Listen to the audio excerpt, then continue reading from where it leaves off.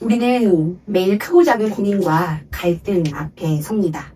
사소하게는 식사 메뉴를 정하는 일부터 시작해서 또 진로를 정하는 문제, 또 어떤 공부를 할 것인지에 대한 문제, 또 이제 가정을 이루었는데 사소한 것들을 결정해가는 문제, 우리의 재정은 어떻게 할 것이냐, 무엇을 살 것이고 또 무엇을 절약할 것이냐 하는 문제, 또 이 일은 언제까지 할지, 예상치 못한 문제를 만났을 때 가장 좋은 선택은 무엇일지, 끊임없는 선택지가 우리 앞에 놓여 있는 것 같습니다. 여러분, 제가 하나 질문을 드려보도록 하겠습니다. 요새 고민되는 일들이 혹시 있으셨습니까? 어떤 고민이나 또 문제가 생겼을 때 주로 어떻게 해결하려고 하십니까?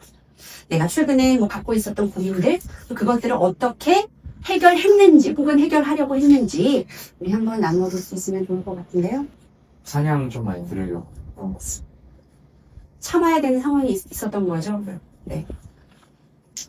네. 일하다가 네. 욱하는 마음들을 네. 좀 매운 내려놓고 찬양을 드리면서 그렇게 해결하려고 했다. 고민이라는 일, 일일 매출에 대해서 고민하게 됐던 것 같아요. 자영업자. 네. 비가 와서 사람이 없으면 이제 사람이 없는데 어떡하지 하면서 이거를 좀 약간 마케팅적인 뭘 해야 되나? 아니면 뭔가 계속 현실적으로 어떻게 해결해야 되지 같은 레퍼런스를 선고하거나 우리가 더 뭔가를 해야 한다라는 거에 사로잡혀가지고 그런 거를 뒤져봤던 것 같아요. 난 기도한다라는 뭔가 더 안에서 이러지 않을까 같은 생각을 많이 하고 있는 자영업자에게 중요한 것은 손님인데 네. 또 그런 상황 속에서 뭔가 부족해 보이는 게 있을 때 지금 레퍼런스를 참고하고 그런 시간들을 또 가지신 것 같습니다. 뭐 고민이나 문제가 생기면 그거 전 참으면서 기다려. 그러니까 70%는 고민이나 문제가 아닌데 제가 고민이라고 제가 생각했던 거예요. 그래서 시간을 가지고 좀 지나가 보면 자연스럽게 해결되는 것들이 있었다. 문제라고 생각했는데 기다려 보니까 문제가 아니었던 그러한 것들. 네, 감사합니다. 우리가 여러 가지 고민이나 갈등되는 상황, 어떠한 선택지 앞에 설 때에 누군가는 정보를 찾아보기도 하고 그리고 조언을 구하기도 합니다. 요새는 정보와 조언을 함께 구하는 AI도 많이 나와가지고 거기에다가도 많이 물어보는 것 같아요. 또 혼자 오래 생각하시기도 하고 또 말씀 주신 것처럼 기다리기도 하고 이러한 나만의 방식이 다 있을 텐데 어떤 방식이든 간에 이 방식을 나만의 방식을 그대로 알고 오늘 말씀 안으로 함께 들어가 보기를 원합니다. 그리고 오늘 말씀에서 예수님은요 다시 갈릴레아 가나로 오셨다라고 말씀이 기록하고 있습니다. 우리 밤마다 데일리 추월 시간에 요한복음을 읽고 있습니다. 그런데 이 다시 가나로 왔다라고 하는 게 혹시 경로가 그려지실지 모르겠습니다. 요한복음 2장에서요 갈릴레아 가나에서 결혼 잔치가 있습니다. 가나의 혼인 잔치라고 불리는 것이 갈릴레아 가나에서 있었는데 이곳에서 물은 포도주로 바꾸는 그 역사, 첫 번째 징표가 나타났습니다. 그리고서요 6월절을 맞아서 예수님이 어디로 향하십니까? 예루살렘으로 가셨습니다. 가셔서 선전을 청결하신 사건이 있었고요. 3장에 갔더니 아직 예루살렘에 머물러 있는 그 상황 속에서 니고데모라고 하는 한 사람을 만납니다. 니고데모를 만나가지고 어떻게 하나님 나라를 볼 수 있습니까? 라고 묻는 이에게 뭐라 말씀하셨습니까? 다시 태어나야 된다라고 말씀을 하셨죠. 그리고요, 예수님은 예루살렘을 떠나서요, 다른 유대 지방으로 가셨습니다. 그곳에서 제자들이 세례를 주었어요. 세례 요한이 세례를 주고 있는 인근에서 제자들도 세례를 주었습니다. 그리고 나서 다시 갈릴레아로 돌아오시는 길에 요한복음 4장에서 어디를 지나가셨습니까? 사마리아를 지나가셨습니다. 이 사마리아 여인을 우물가에 만나서 대화를 하시면서 그 여인의 인생을 완전히 바꿔놓으셨습니다.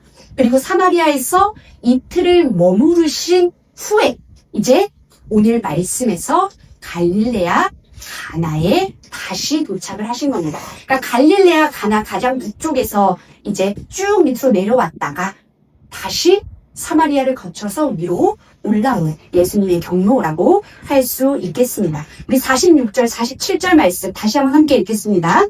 이제 예수님이 다시 갈릴레아의 가나로 가셨다.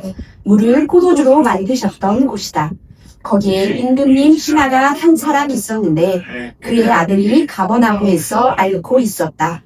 이 사람이 듣기로 예수님이 유대아에서 갈릴레아로 오셨다고 했다.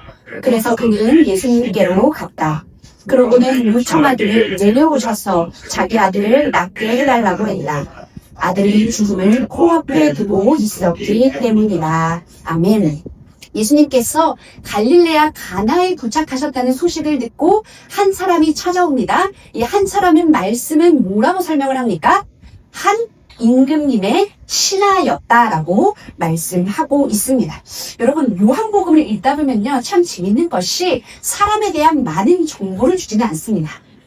니고데모는 유대인의 지도자, 또 사마리아 여인, 우리가 다음 주에 함께 살펴본 38년 된 병자, 이렇게 짤막짤막하게 사람에게 대한 소개를 하는데, 우리 오늘 말씀에 등장하는 한 사람에 대한 소개도 아주 간단합니다. 임금님의 신하라고 소개를 합니다. 그러나 이 짧은 설명 안에 그 사람을 나타내는 아주 핵심적인 것이 담겨 있습니다.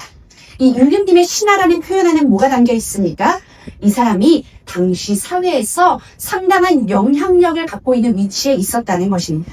아마도요, 로마 황제의 승인 아래에 갈릴레아 지역을 다스리던 이 분보왕 헤롯 안티파스의 신하였을 것이다 라고 추측이 되는데, 여러분, 그렇다면요, 경제적인 여유도 어느 정도 있었을 것입니다. 그리고 자신이 하고자 하는 무언가를 하기에 어렵지 않은 위치였을 것입니다. 필요한 사람을 움직일 수 있는 권력과 인맥도 있었으리라 추측이 됩니다. 웬만한 문제라면 자신의 힘과 자원으로 해결할 수 있었던 사람이었다는 것이죠. 여러분, 그런데 그런 그에게 어떤 문제가 찾아옵니다. 자신의 힘으로는 도저히 해결 불가능한 문제가 찾아옵니다. 내가 가진 것으로는, 내가 가진 지위나 내가 가진 경제력으로는 절대로 해결하지 못하는 문제. 어떤 문제입니까? 사랑하는 아들이 지금 죽어가고 있는 상황을 맞이한 것입니다. 여러분, 한번 상상을 해볼까요? 그가 가장 좋은 약을 쓰지 않았겠습니까?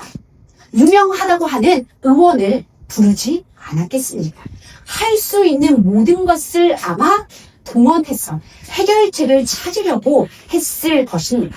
모든 수단과 방법을 동원했지만 달라지지 않는 상황을 맞이했을 것이라는 거죠.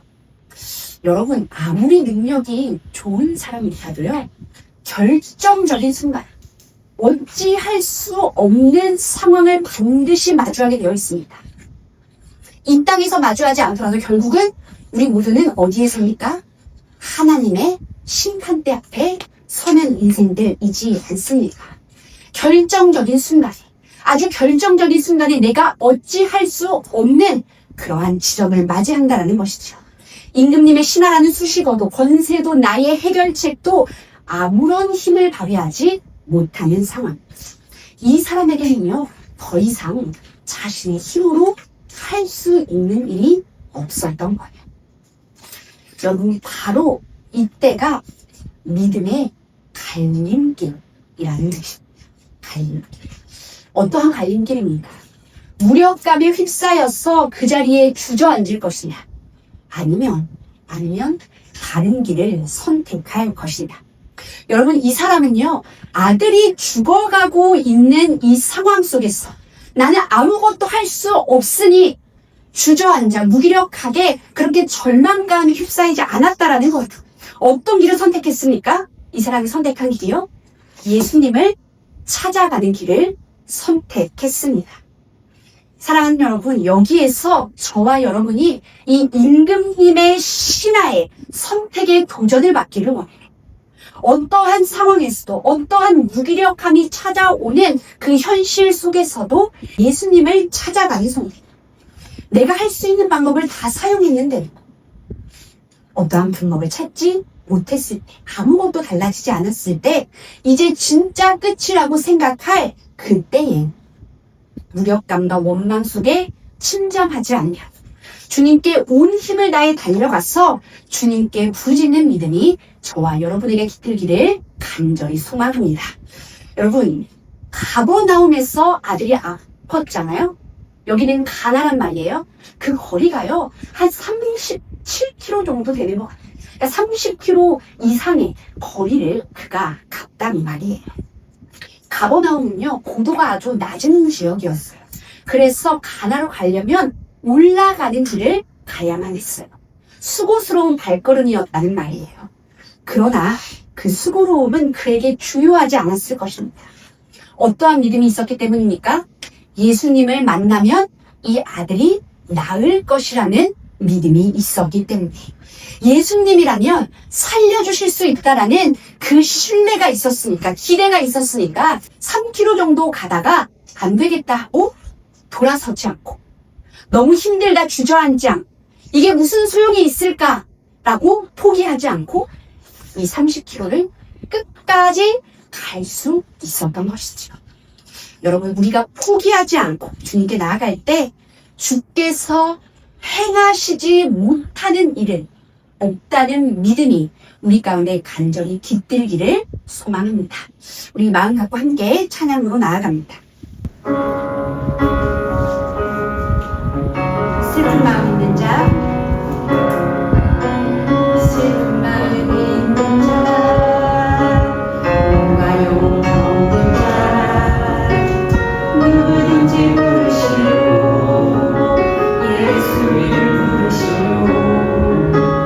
그 이름을 믿는 자, 그 이름을 부르는 자, 그가 어떤 사람이든 그를 구원하오. 다시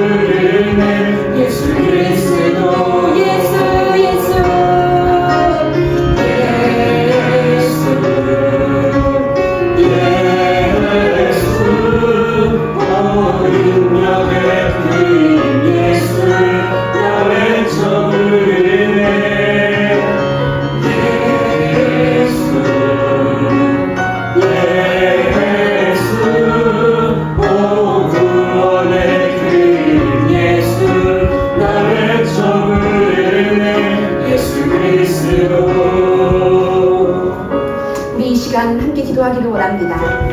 가장 급박한 상황에서, 고민되는 상황에서, 나에게 주어진 이 갈림길에서 우리가 예수 그리스도께로 나아갈 수 있는 믿음이 있기를 원합니다.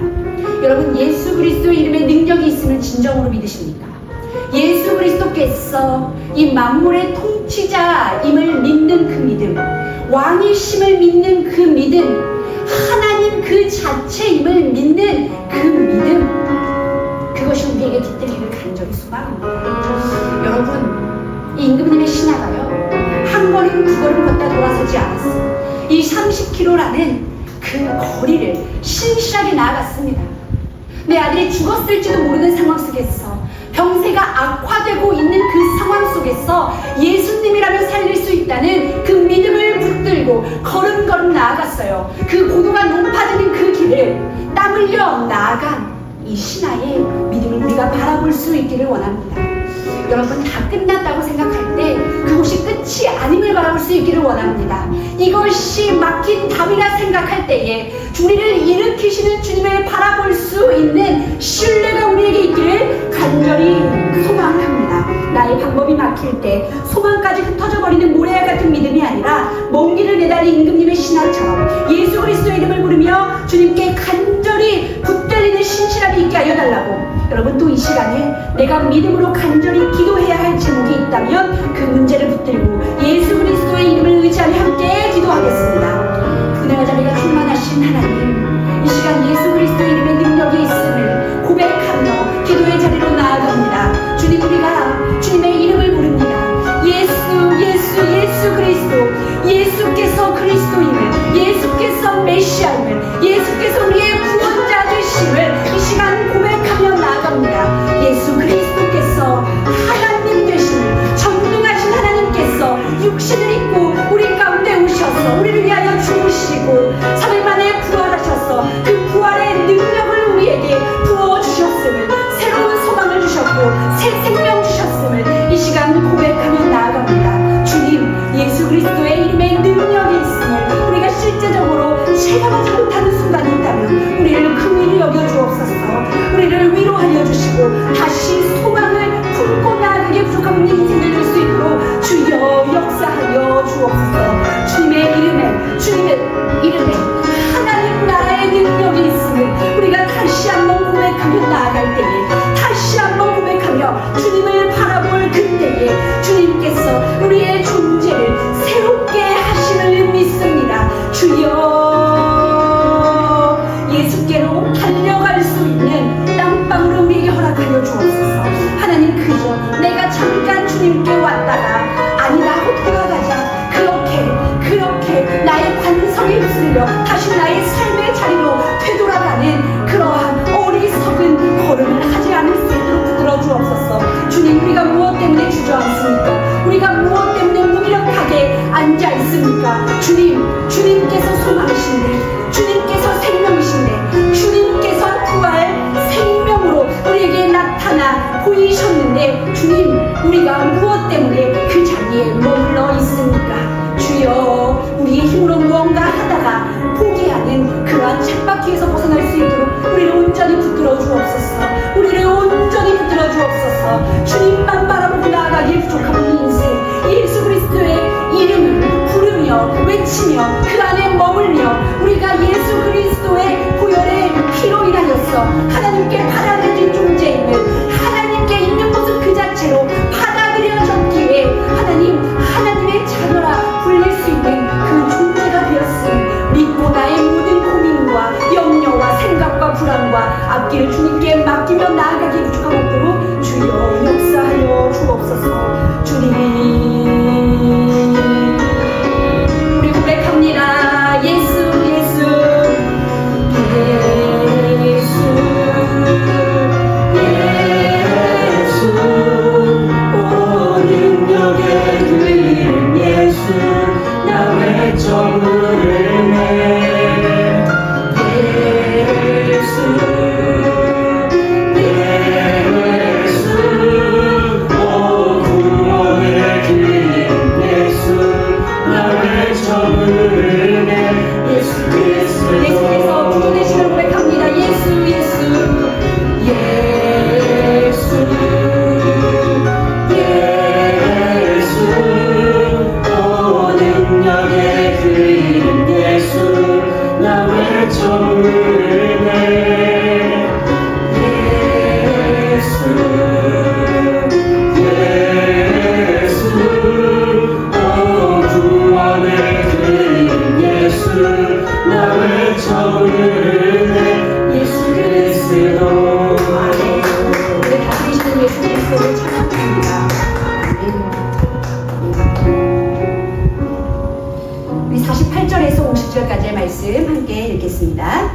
예수님이 그 사람한테 말씀하셨다. 여러분은 징표들과 놀라운 일들을 보지 않으면 절대로 믿지 않을 겁니다. 그 신하가 예수님께 말씀드립니다. 주님, 제 아이가 죽기 전에 내려와 주십시오. 예수님이 그에게 말씀하신다. 가세요. 그대의 아들은 삽니다. 그 사람은 예수님이 하신 말씀을 믿고 갔다. 아멘. 이 임금님의 신하는요, 믿음을 품고 예수님께 나아왔습니다. 우리가 고백했듯이 어떤 믿음이요? 예수님께로 가면 살 수 있다는 믿음. 예수님께서 참 소망이시고 참 생명이시라는 믿음. 그런데요, 사실 그의 믿음 안에는 어그러진 것도 하나 있었습니다. 무엇이냐면요, 어떠한 조건이 자리 잡고 있었는데 이렇게 말하죠. 아이가 죽기 전에 예수님이 직접 내려와 주셔야만 합니다라고 이야기를 하고 있습니다. 예수님을 믿었습니다. 그에게 소망을 두었습니다. 그러나 자신이 생각한 방식 안에서, 생각 안에서 움직여 주셔야 한다라는 어떠한 조건도 자리 잡고 있었어요. 아이가 죽기 전에 주님은 어디에 가두고 있습니까? 시간에 가두고 있습니다. 그리고 직접 가버나움으로 오셔야 한다. 무엇에 가두고 있습니까? 공간에 가두고 있는 것이죠. 주님의 능력을 믿으면서도요, 그 능력이 자신이 볼 수 있는 방식으로 나타나야 한다라고 생각했던 것입니다. 여러분, 사실 우리의 믿음이 흔들리는 많은 순간은 믿음이 전혀 없기 때문은 아닙니다. 어떠한 순간입니까? 주님께서 내가 기대한 방식, 내가 보는 방식, 내 앞에 나타나는 방식으로 일하지 않으시는 것 같기 때문에, 주님께서 가시적으로 무언가 일하시는 것처럼 보이지 않기 때문에 믿음이 흔들리곤 하지. 그런 우리에게 예수님께서 정복을 찌르는 말씀을 하세요. 뭐라고 말씀하세요? 여러분은 징표와 놀라운 일들을 보지 않으면 절대로 믿지 않을 겁니다. 임금님 신하 한 사람에게 하신 말씀이 아니에요. 여러분은 복수로 이야기합니다. 그곳에 있는 모든 사람들을 향해서 하신 말씀이에요. 여러분, 임금님의 신하를 포함해서 저와 여러분에게 하시는 말씀이에요. 찔리지 않습니까? 우리의 전곡을 찌른 말씀이에요. 2026년 사는 너희들아, 웰컴 성도들아, 너희는 징표와 놀라운 일들을 보지 않으면 절대로 믿지 않을 것이다. 사랑하는 여러분, 눈에 보이는 변화가 없을 때 여러분의 믿음은 어떠합니까? 내 눈으로 볼 때 뭔가 바뀌는 것 같지 않아요? 내 눈으로 볼 때 무언가가 이루어지는 것 같지 않아요? 그때 나의 믿음은 어떠한가? 이 임금님의 신하는요, 믿음으로 죽어가는 아들을 두고 30km가 넘는 곳에 이곳까지 왔어요. 간절한 믿음으로 여기에 나왔는데 주님의 반응이 기대하는 것과 달라요. 그는 어떤 반응을 기대했을까요? 지금 같이 갑시다. 내가 갈게요. 뭐 정 안 되면 뭐가 있을까요? 이 손수건에 내가 안수를 할 테니까 이거라도 가져가세요. 뭐 이런 거라도 있지 않았어요? 함께 가겠다고 말씀하시지 않으셨어요. 지금처럼 핸드폰이 있어서 통화해서 기도해 주실 수도 없었단 말이에요. 그가 기대했던 눈에 보이는 증거는 아무것도 주어지지 않았어요. 겉으로만 보면요, 이곳에 나온 목적을 이루지 못하고 돌아가고 있는 것처럼 보이는 상황입니다. 여러분, 그러나 주님께서 이 사람에게 무엇을 주셨습니까? 보이시나요? 무엇을 주셨는지? 말씀 가운데 분명하게 주신 것이 있습니다. 주님의 말씀을 주셨습니다. 주님의 말씀. 허탕을 치고 돌아간 게 아니라요, 붙들고 돌아갈 말씀을 받았어요. 이 말씀에 깃든 약속을 받았다는 것이죠. 가세요. 그대의 아들은 삽니다. 주님의 말씀을 받았습니다. 말씀에 깃든 약속을 받았습니다. 사랑하는 여러분, 이것이 우리의 믿음의 뿌리가 되기를 간절히 소망합니다. 눈에 보이는 증거가 없을 때예요, 우리에게 무엇이 있습니까? 영원하신 하나님의 약속의 말씀이 있는 줄로 믿습니다. 여러분, 이 말씀이라는 것이 정말 하나님의 음성이라고 생각하는, 이것이 그냥 텍스트로 우리에게 다가오지 않아요. 이것은요, 살아 생동하는 생명력으로 우리에게 다가온다는 것이죠. 여러분, 제가 또 하나의 질문을 드립니다. 눈에 보이는 변화가 없어서 믿음이 혹시 흔들렸던 경험이 있으신가요? 그때 주님의 말씀보다 상황이 더 크게 보였다면 그거는 왜 그랬을까? 한번 잠잠히 생각해 볼 수 있기를 원합니다. 그때 주님의 말씀보다 어떠한 상황이 더 크게 보였어? 내가 말씀보다 어떠한 상황에 휘둘렸다거나 누군가의 말에 귀 기울였다거나 또 믿음이 흔들렸다거나 하는 그 경험, 그것이 나의 삶 가운데 있습니다. 아주 오래전 생각나면 그때 한 번 엄마 아팠을 때 제가 사순절을 보내면서 하느님, 내가 사순절을 다음 출산을 하면 엄마가 나왔으면 좋겠습니다 라고 출산을 했어요. 아무런 변화가 없는 거. 그때 조금 힘들긴 했었어. 제가 기대했던 믿음과 다른 상황 속에서 네. 믿음이 흔들렸고, 그래서 그걸 해야 될 때 그게 안 되는 거예요. 관절이 했어야 되는데 그게 안 되니. 지금은 어떻게 고백하세요? 근데 지금은 마지막에 제가 엄마한테 한 말이 엄마 평생 시험하는 말이었어요. 근데 그 말을 하는 순간 진짜 평안함이 있었어요. 그리고 기대감이 있고 내가 다시 엄마를 만날 거야. 그렇게 조금 회복을 했던 것 같아요. 오히려 엄마까지. 영원한 시간에 네. 평안히 쉬고 우리가 다시 만날지 기대한다는 그 소망이요. 네. 네, 다시 믿음을 붙들고 나갈수 있어요. 저는 흔들리는 미래에 그거 맞네요. 맞아요. 우리가 제가 모르겠어요. 말해서 성. 근데 되게 믿고 싶어 하죠. 예, 되게 믿고 싶은데 오늘 여기 47살. 그러니까 이 말씀을 더 표현 어떤 의미로 받아들일 수 있겠죠. 근데 이제 어쨌든 현실에서는 계속 사람들이 좋아하는 거기선 내가 이 말씀을 어떻게 받아들여야 되는지 이런 것들에 대한 시간이 좀 더 필요한 것 같습니다. 오늘 저분이 같이 말씀해 주신 거에 있어서 우리 그리스도인은 영원한 생명이라는 것을 믿는 믿음에 터하지 않냐면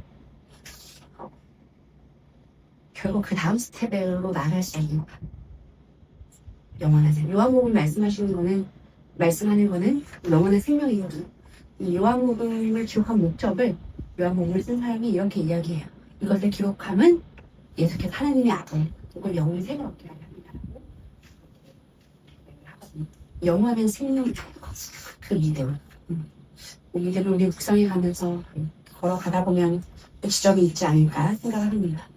네, 이렇게 진솔하게 내어주는 건 너무 좋은 것 같아요. 감사합니다. 저는 사실 믿음이 막 흔들렸던 경험이라든지 그런 거는 많이 없는 것 같은데, 근데 이제 그거를 그러니까 그렇게 믿음이 좋진 않은 것 같아요. 그러니까 이렇게 뭔가 정말 존재한다 이렇게는 생각 안 했던 것 같은데, 근데 이제 미국 가서 이제 어머니 부모님이 기도한 그다음에 저도 어떻게 기도했으니까, 근데 그것들이 뭔가 현실에서 마음으로 느껴진 순간들이 되게 많아요. 그래서 뭔가 근데 그때마다 조금 더 진솔하게 기도를 하면서 제 믿음을 확인하는 시간이 있었지 않았어. 그래서 우리 믿음을 다잡았던 그런 이야기를 해주셨습니다. 네. 기도하면서, 진솔하게 기도하면서. 뭔가 다른 일들이 있었는데 제가 그걸 고민한다고 외면하지 않더라고요. 시간이 지나고 그냥 그 과정 가운데 있을 때는 그냥 당연히 기도도 하고 하는 게 하고 하지만 그 안에서 매몰되지 않으려고 많이 노력을 합니다. 문제가 생기거나 어려움이 생겼을 때 너무 고민하고 빠져있기보다 이것도 결국 시간이 지나고 나서 주님의 정하신 때가 되면 문제가 해결될 것이고 내가 원하는 방식이 아니더라도 다른 방식으로 풀어주실 것이라는 생각을 좀 가지고 그런 마음을 좀 가지고 그 어려운 순간들을 좀 지나서 지내왔던 것 같고 돌이켜보면 주님께서 다 해결을 해주십니다. 그 순간순간 그래서 감사함을 가지고 살아가고 있는데 한편으로는 또 그런 것들 까먹을 때 살아가 그럼 안 되는데 그런 좀 마음을 좀 붙잡고 살아가는 나에게 생각을 하고 있어. 그러니까 여러 어려운 상황들을 이렇게 지나오면서 순간순간마다 내가 생각한 방식은 아니지만 주님께서 주님의 방법으로 또 지점을 일으키셨던 그것들이 믿음이 쌓여서 주님을 신뢰할 때였던 그런 믿음입니다. 네. 제가 질문을 하나 더 드리도록 할게요. 요즘 그렇다면 내가 붙들고 있는 말씀이 있는가? 최근 내 마음과 삶에 영향을 준 말씀이 있다면 나누어 주실 수 있으면 좋을 것 같습니다. 그 요한복음 16장 33절을 좋아하고 마음에 있는데 그게 그거 내가 이것을 너희에게 말한 것은 너희가 내 안에서 평화를 얻게 하려는 것이다. 너희는 세상에서 환난을 당할 것이다. 그러나 용기를 내어라 내가 세상을 이겼다를 좋아하는데 저도 반성에 약간 비슷한 과라서 늘 생각을 사람이 이렇게 죽어나가고 여러 재앙 같은 재난이 있을 때마다 하나님은 어디 계시다, 예수님은 어디 계시고 이제 선하고 못하고 이런 생각을 많이 하니까 답을 늘 이렇게 다른 데서 들었는데 그 생각을 하게 되고 이게 끝나기는 할까라는 생각도 많이 했거든요. 아득하다 싶어가지고. 그래서 저 말씀을 자꾸 기억하려고 하는 게 있어요. 이미 이겼다. 이미 이겼고 우리는 이긴 세상에서 살아가는 거다라는 생각을 하게 하죠. 뭔가 용기를 내어라는 말에서 그러니까 절망하지 말고 그래서 살아갈 수 있어야 하는 살아가야 한다라고 해주시는 것 같아서 저 말씀을 늘 이런 약간 질문을 들을 때마다 다시 한번 떠올리게 돼요. 눈으로 보이는 가시적인 현실은 하나님께서 대체 어떤 일을 하시고 계십니까? 라고 질문할 수밖에 없게 되는 그런 현실도 마주하지만 주님께서 용기를 내어라 내가 세상을 이기었다 말씀하시죠. 그 말을 하니까 제가 신학을 처음 공부를 해야겠다 생각을 한 것이 바로 이런 비슷한 질문이었습니다. 아니 하나님은 선하시다고 하는데 왜 이렇게 세상은 악하지? 대체 왜 그러지? 그걸 이제 신종론에 대한 질문이라고 하잖아요. 정말 하나님께서는 정의의 하나님, 공의의 하나님이시라고 하는데 왜 악이 창궐하는 것 같은 그러한 현실이지? 근데 저에게 주신 말씀이 뭐냐면 창세기 1장 2절이었어요. 땅이 혼돈하고 공허하며 흑암이 깊은 위에 하나님의 영은 수면 위에 운행하신다라고 하네요. 땅이 혼돈하고 공허하고 흑암이 깊은데 하나님의 영이 운행하고 있는 그러니까 말씀만 하시면 빛이 있으라. 빛으로 어둠을 이기십니다. 그것이 제게 다가와서 신앙을 하게 된 계기였는데 또 그 말씀 들으니까 생각이 나서 저도 나누어 봅니다.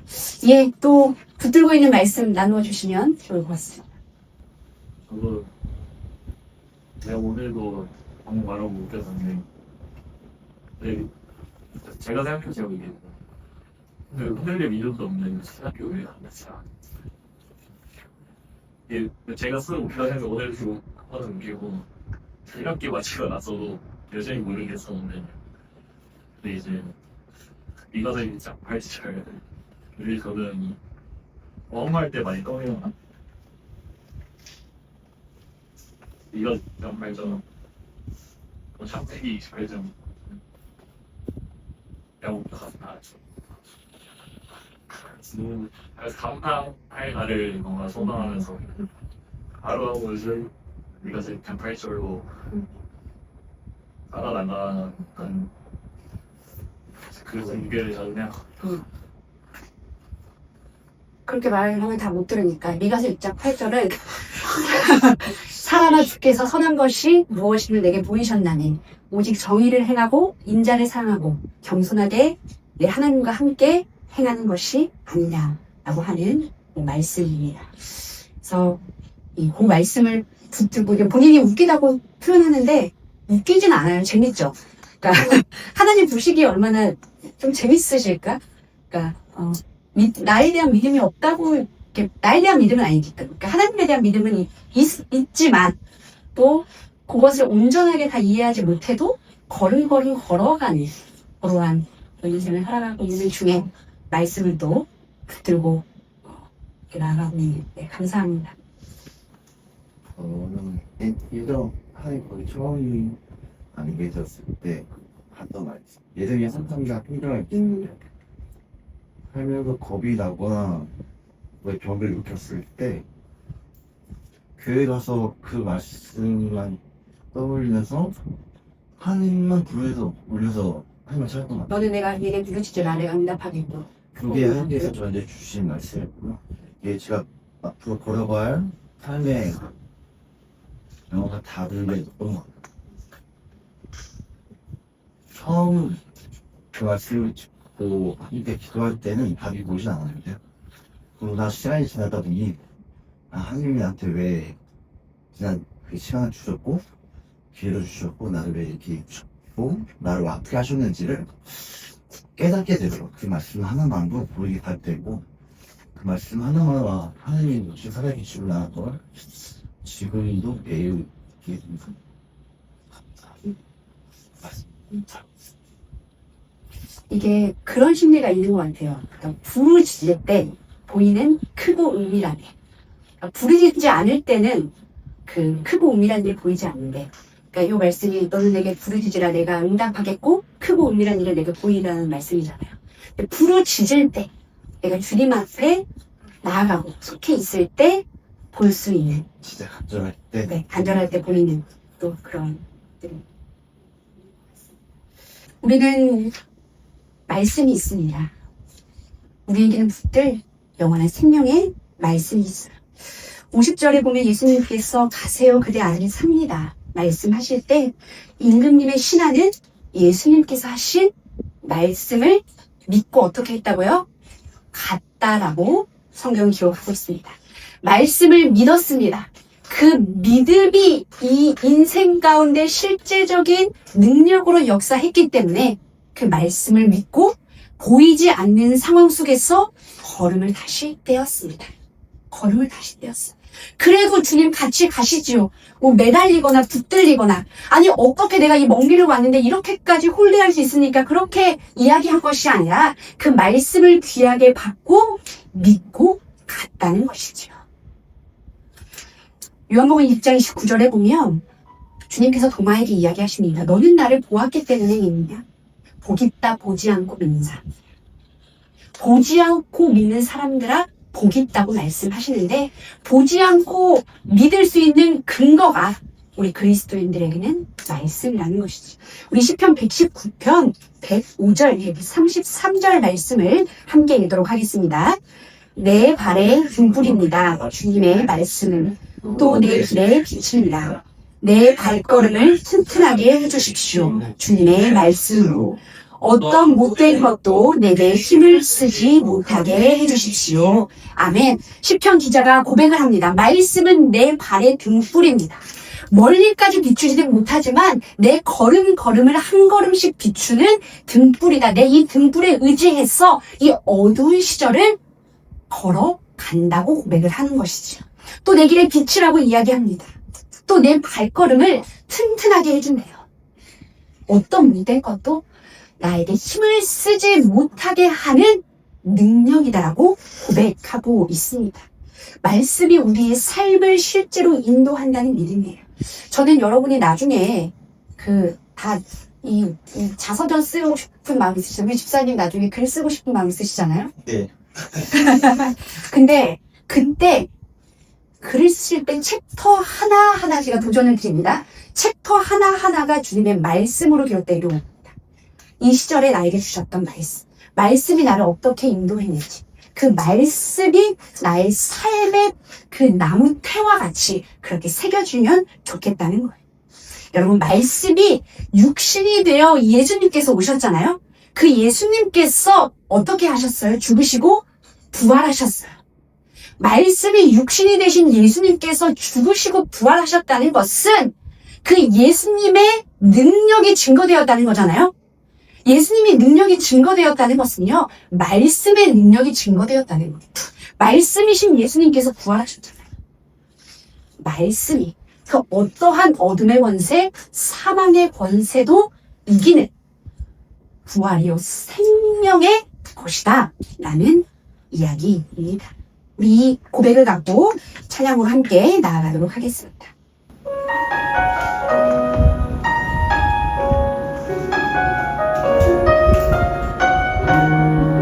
말씀이 우리 삶에 생명의 능력으로, 부활의 능력으로 새겨지기를 간절히 소망합니다. 전능하신 나의 주, 전능하신 나의 주 하나님이 능치 못하시는 성령님, 우리의 모든 양구도, 우리의 모든 생각도, 우리의 모든 꿈과 모든 소망도 신실하신 나의 주 하나님이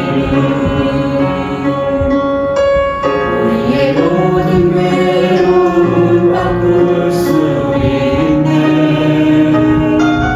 불가능한 일을 하시고 죽은 자를 일으키시니 그를 자 아무도 없네.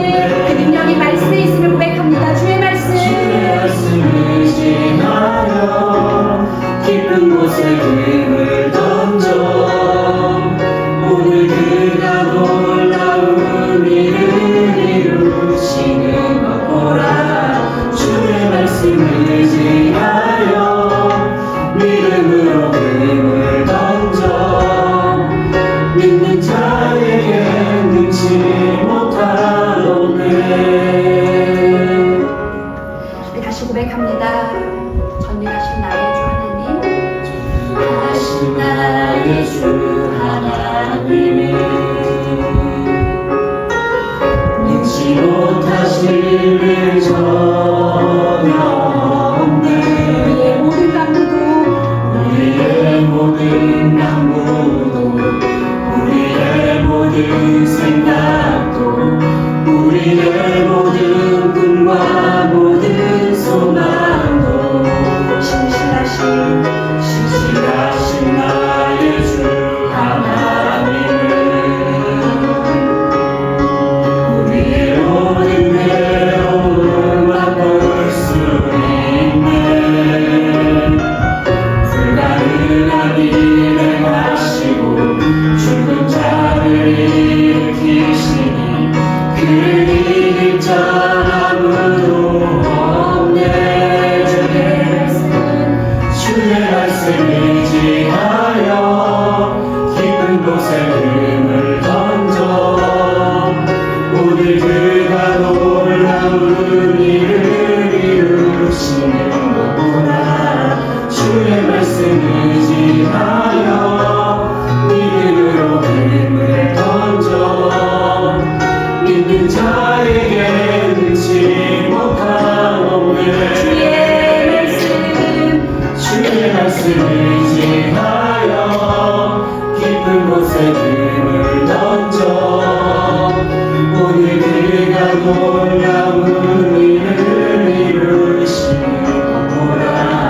주의 말씀 의지하여 믿음으로 힘을 던져 믿는 자에게 믿지 못하오네. 믿는 자에게 믿지 못하오네. 주의 말씀을 믿는 자에게 믿는 자에게 믿지 못하오네. 우리 이 시간 말씀을 붙들고 함께 기도하기를 간절히 소망합니다. 말씀이 우리를 일으키는 실제적인 능력이 되는 인생들 될 수 있기를 간절히 소망합니다. 어떠한 것도 눈에 보이지 않을 때, 이 상황 속에서 하나님의 살아계심이 느껴지지 않을 때에 악이 창궐하는 것 같아 보이는 그 절망스러운 시간을 지나고 그 시절을 지나고 그 시대를 걸어가는 인생들 속에서 말씀이 우리에게 살아있는 소망이 될 수 있기를 간절히 소망합니다. 내가 세상을 이기었다 말씀하시는 그 말씀,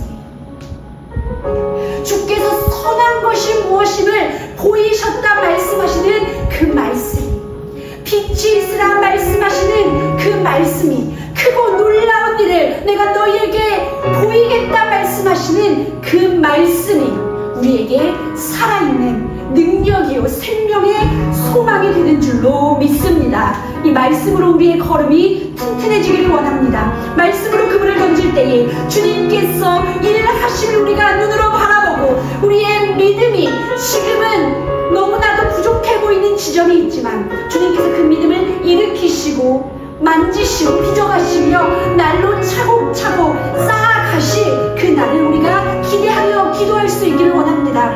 진솔하게 내어놓을 수 있기를 원합니다. 주님, 내게는 믿음이 없습니다. 괜찮습니다. 주님, 내게는 여전히 상황에 위축되고 흔들립니다. 아니, 소망까지 보이지 않습니다. 괜찮습니다. 그 마음 그대로 주님의 말씀에 약속을 신뢰하며 우리가 나아갈 수 있기를 원합니다. 우리 이 시간 함께 기도합니다. 자비하신 하나님, 주님께서 우리의 믿음 없음을 탓하지 않으시고 긍휼히 여기시고 위로하시고 주님께서 날마다 그 따스한 말씀을 내어주시는 줄로 믿습니다.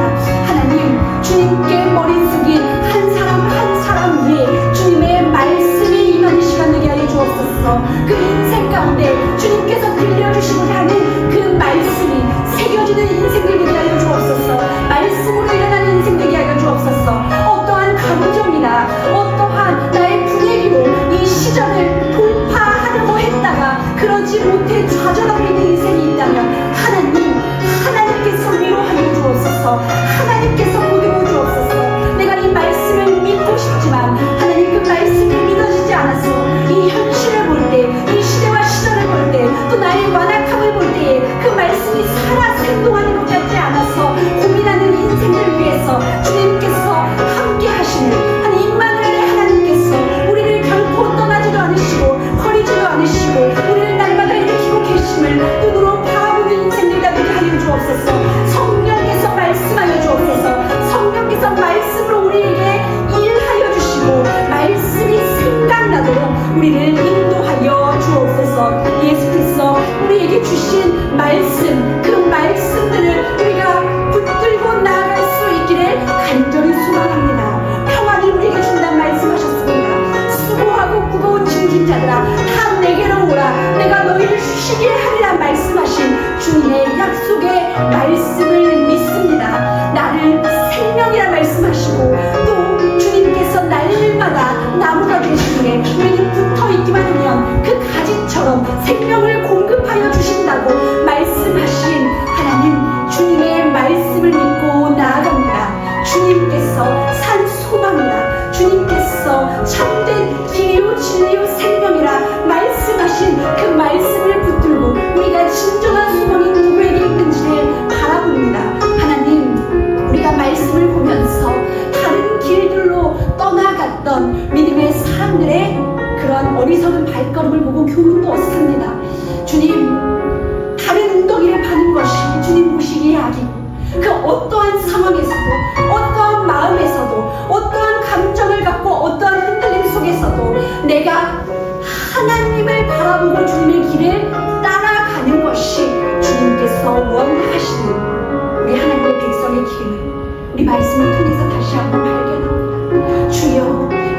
말씀이 우리에게 생명으로 나타나게 하여 주옵소서. 하나님, 이 등불이 되게 하여 주시고 날마다 걸음 걸어가는 나의 목자 되신 주님을 이 말씀을 통해서 만날 수 있기를 주여 간절히 소망합니다. 주여 간절히 소망합니다. 주님의 뜻이, 주님의 나라가 하나님 이루어지지 않는 것 같았어.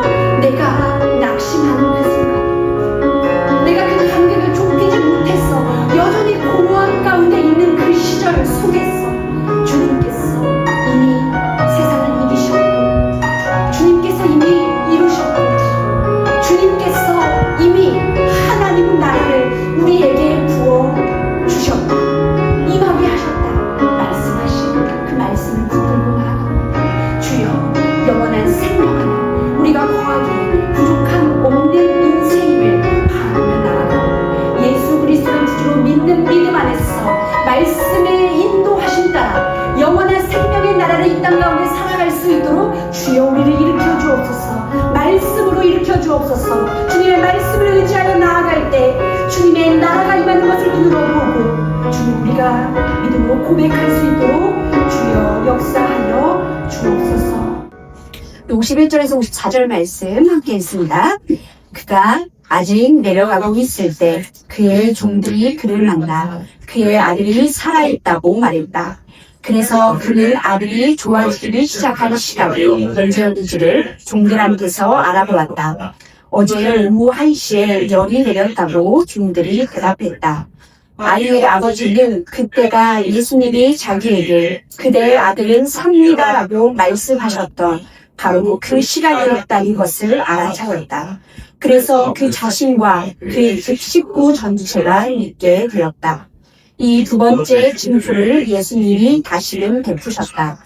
유대아에서 갈릴레아로 오신 뒤였다. 아멘.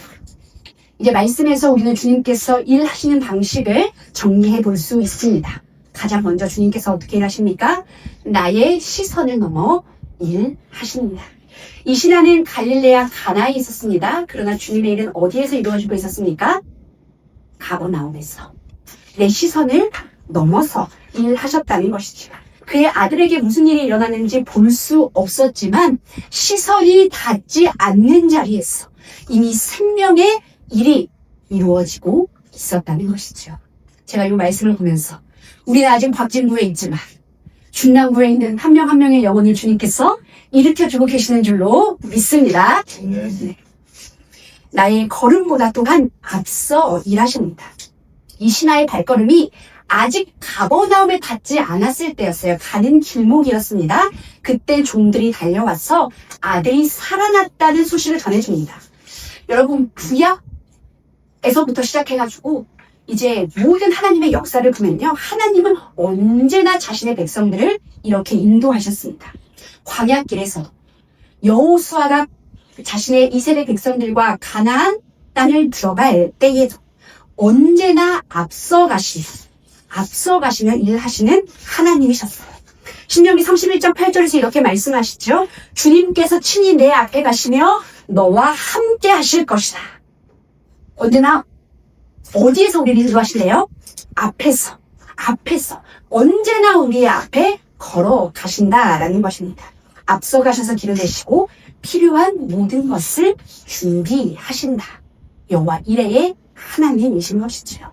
또 주님은 어떻게 일하십니까? 믿음의 성장을 이루어 가시며 일하십니다. 주님께서 일하실 때 그것이 우리와 상관없는 일이 아니에요.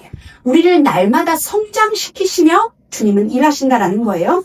처음에요, 이 신하는요, 예수님께서 직접 내려오셔야만 한다는 자기의 방식에 사로잡혀 있었습니다. 그러나 주님의 말씀을 듣고 나서 이내 돌이키죠. 그리고 주님의 말씀을 듣고 믿고 나아갔습니다. 듣고 믿고 나아가는 인생으로 성장했다라는 것입니다. 이 과정을 통해서요, 이 신하가 성숙해졌고요. 또 어떠한 역사가 일어났습니까? 온 집안의 믿음의 뿌리가 깊이 내리게 됩니다. 주님은요, 우리를 갓난하게 머물게 하지 않으실 뿐더러 자라나는 한 인생을 통해서, 그 성장을 통해서 그 주변에 복음이 흘러가는 역사가 일어나도록 인도하신다는 거예요. 여러분, 어떠한 상황 속에서 내가 성장할 그때에 나는 상상하지 못했던 자리에 복음이 흘러가는 역사가 일어난다라는 것이죠. 저희가 플로우 헌금을 이제 시작했지 않습니까? 이제 공감과 다음 세대를 위한 목적 헌금을 이렇게 받기 시작하면서 정말 많은 분들이 손길을 이제 내어주시기 시작했습니다. 근데 그 명단을 보면서 제가 깜짝 놀라게 되는 분들이 계십니다. 이 두 분을 소개해 드리려고 하는데, 한 분은 제가 신학생 때 신대원 시절에 만난 한 여자 목사님이세요. 선배 목사님이죠. 저는 그 교회에 이제 3년 장학생이었어요. 신대원 시절 저를 책임져준. 그리고 목사님은 그 교회의 행정 목사님이셨습니다. 그때만 해도요, 여자 부목사님이 거의 없던 시절이에요. 그러니까 찾아보기 힘들던 시절에 한 교회의 행정 목사님을 하고 계시니까 굉장히 커 보이고 이게 존경스러운 무슨 이런단 말. 잘 지내시는 줄만 알았어요. 그래서 근데 이번에 헌금을 내어주시는 분 중에 알게 됐는데, 암에 걸리셔서 이제 항암도 어려운 상태인 거예요. 그래서 이제 입원을 해서 심장 투석을 하시면서 지내고 계시는 중이었던 거예요. 병원 생활을 이렇게 계시던 중에 그 개척 소식을 어디선가 들으시고는 헌금을 내어주신 거죠. 그래서 진심 어린 축복과 응원을 내어주시면서 저에게 톡으로 이렇게 보내셨어요. 목사님, 제가 지금은 생사가 왔다 갔다 해서 얼마나 살지는 모르겠어요.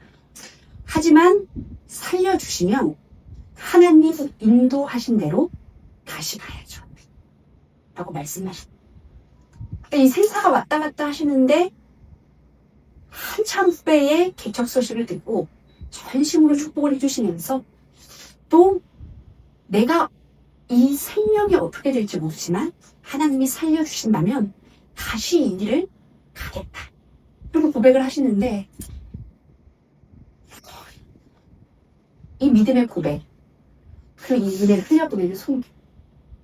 또 한 분은요, 제가 담당하던 공동체 식구예요. 그런데 이제 이 집사님이 제가 담당하던 때에 보이스 피싱을 당했어요. 근데 굉장히 어렵게 사시던 분인데 큰 금액의 보이스 피싱을 당하셔서 굉장히 곤란하셨어요. 제가 당시에 이분을 놓고 기도하면서 제가 최근에 기도한 것 중에 가장 원망을 많이 쏟아냈던 기도였던 거예요. 하나님 앞에서 이런 기도들을 했어요. 하나님, 이렇게 어렵게 사시는 분이 어떻게 이러실 수가 있습니까? 지금 겨우 이렇게 안정됐는데 하나님이 진짜 살아계신다면 이럴 수가 있습니까? 라는 이 원망을 제가 그 당시에 많이 쏟아냈었는데, 제가 이분의 연락을 받고 이 헌금을 받아도 되나? 고민하고 기도를, 이분을 생각하며 기도를 하는데, 집사님께서 대화 중에 헌금을 보내시고는 저에게 이렇게 문자를 보내주시는 거예요. 목사님, 저도 때로는 고난 같지만 하나님께서 함께 하심을 믿습니다. 그 고난을 통해 하나님께서 힘을 주시고 모든 것이 은혜임을 알게 하시는 지혜를 주셔서 나날이 지내고 있습니다. 이렇게 고백하시는 문자를 보내주시는 거예요. 여러분, 우리는요, 물질을 받고 있는 게 아니라 삶의 고백을 받고 있습니다. 우리가 이것을 기억할 수 있으면 좋겠습니다. 그런데 이 어려운 상황을 통해서 이분들의 믿음의 고백이 피어나고 있어요. 제가 감히 어떻게 이 고백에 대해서는 덧댈 수는 없을 것 같아요. 그런데 이 어려운 상황을 통해서 내 생명이 왔다 갔다 하고 내 상황이 끝까지 몰려있는 상황을 통해서 믿음의 고백을 내어놓고 있는 거예요. 그 믿음의 고백이 피어나고 있고 그 고백을 갖고 은혜를 흘려 보내고 있는 인생을, 이 믿음의 사람들의 모습을 보게 된다는 것이죠. 이 놀라운 믿음의 고백과 걸음을 내어주신 분들을 위해서 기도할 수밖에 없게 되더라고요. 하나님, 이 사람들을 통해서 주님의 살아계심이 증거되게 하여 주옵소서. 시선을 넘어 일하시는 주님, 앞서 걸어가시는 주님께서 이 모든 상황을, 병마를, 세포 하나하나까지 부어 살피셔서 이 상황에서 벗어날 수 있는 길을 내어주십시오. 기도할 수밖에 없게 되더라고요. 하나님 어떻게 일하실지 모르겠지만 저는 그렇게 기도할 수밖에 없게 되더라고요. 사랑하는 여러분, 하나님께서 모든 상황을 통해서 우리에게 내어놓게 하시는 믿음의 고백이 있어요. 그 믿음의 고백을 통하여서 하나님의 일이 이루어집니다. 이것이 우리의 인간적인 생각으로는 결코 감사할 수 없는 상황일 수 있잖아요. 우리의 인간적인 생각으로는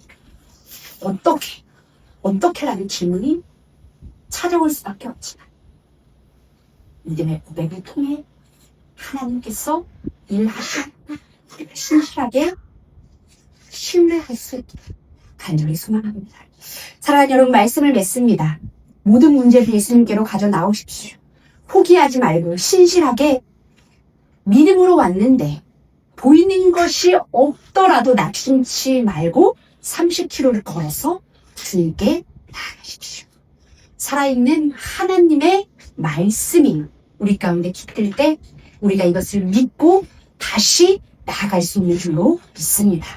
주님은 우리의 시선을 넘어 일하십니다. 우리의 걸음보다 앞서 가십니다. 그리고 모든 상황을 통해서 나의 밑바닥의 상황을 통해서까지 우리의 믿음을 일으키시고 우리가 올려드린 놀라운 믿음의 고백을 통해서 복음이 힘있게 흘러갈 줄로 믿습니다.